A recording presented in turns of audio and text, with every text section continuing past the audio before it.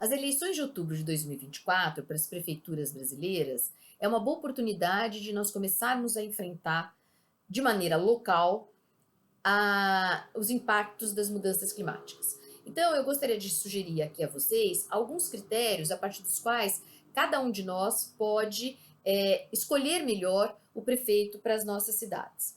Acho que a primeira questão importante é observar se nos projetos dos candidatos à prefeitura existem recursos destinados para o enfrentamento das mudanças climáticas, o que significa recursos para adaptar as cidades aos enfrentamentos climáticos. Para isso, é preciso observar se eles estão dispondo, né, de recursos, estão falando, né, de ampliar os recursos destinados a uma rubrica orçamentária chamada gestão ambiental. Se a gente olhar nos últimos anos, os recursos voltados a essa rubrica são ínfimos. Olhando para as capitais das regiões metropolitanas, nos últimos anos, o que a gente observou? Que apenas 0,15% do PIB dessas capitais, em média, é que era destinado à gestão ambiental, a essa rubrica.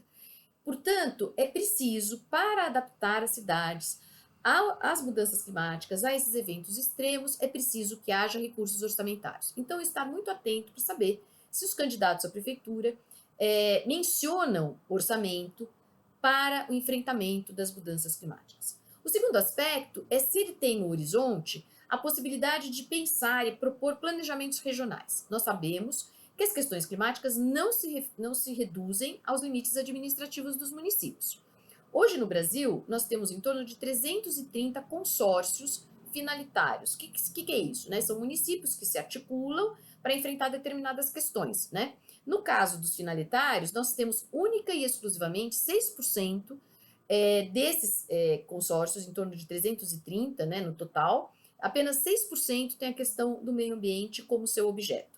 Então, observar se esses candidatos estão dispostos a atuar de maneira consorciada com os seus municípios vizinhos, de maneira, inclusive, a enfrentar questões relativas às bacias hidrográficas, aos cursos de rio, né, ou mesmo a questão das áreas de risco, né, como é que esses municípios, de fato, podem se consorciar. E mais do que isso, se esses candidatos, né, pensam a possibilidade de dotar orçamento para os consórcios de maneira a torná-los mais efetivos. O outro ponto importante é saber se a questão ambiental é transversal, né, de todas as políticas propostas por esses candidatos. Né? Não basta dizer assim, olha, vamos ter uma secretaria do meio ambiente, ou vamos manter uma secretaria, vamos ampliar os recursos para uma secretaria do meio ambiente. Isso é importante ter uma institucionalidade voltada à questão do meio ambiente, mas não só. Todas as políticas públicas hoje precisam incorporar no seu desenvolvimento a questão ambiental. Por exemplo, a questão da moradia. Não é só propor a construção de não sei quantas moradias, mas é, de certa maneira, saber se esse candidato tem consciência e clareza de que ele precisa propor um novo modelo de construção de moradia, utilizando novas tecnologias, inclusive buscando assessoria de pessoas especializadas, inclusive para pensar moradias mais sustentáveis, moradias que, inclusive, incorporem na sua construção os saberes locais. Mais do que isso, né, ainda pensando em moradia, se ele prioriza as áreas de risco, não necessariamente para remover a população, mas talvez também para adaptar estas áreas de maneira que elas sofram menos. Né? Normalmente quem vive em áreas de risco, já é em torno de 8 milhões de pessoas nas regiões, sim, nas 5 regiões brasileiras, né? Conforme os dados do CEMADEM, quer dizer, se eles de fato estão interessados em priorizar essas áreas, mas mais do que priorizar essas áreas, não necessariamente tomar como política exclusivamente a remoção dessas famílias, mas quem sabe pensar formas de adaptar essas regiões de maneira que elas sofram menos os impactos das mudanças climáticas. A mesma coisa as políticas de mobilidade urbana. Esses candidatos ainda são aqueles que reproduzem o modelo rodoviarista das nossas cidades, sobretudo nas grandes metrópoles, ou são candidatos a prefeitos que pensam cidades mais humanas, que pensam a cidade da bicicleta, que pensam a cidade do transporte público, a cidade do metrô, né, a cidade em que as pessoas possam aproximar o trabalho da moradia, de maneira que as pessoas possam, né, andar mais a pé. Né? Que modelo de cidade é esse? É uma cidade dos parques? É uma cidade dos espaços públicos? Do convívio com a diversidade? Ou é uma cidade da segregação, da exclusão, da desigualdade social? Né? Porque todos esses são aspectos que interferem na adaptação da cidade às mudanças climáticas. Hoje nós sabemos que existe o racismo ambiental. né? Então, portanto, é saber se isso é pauta, se isso está incorporado, né, no discurso dos candidatos a prefeito, e mais nos discursos, nos seus planos, nos seus projetos, né? Se a questão da desigualdade também é percebida atravessada pela questão ambiental.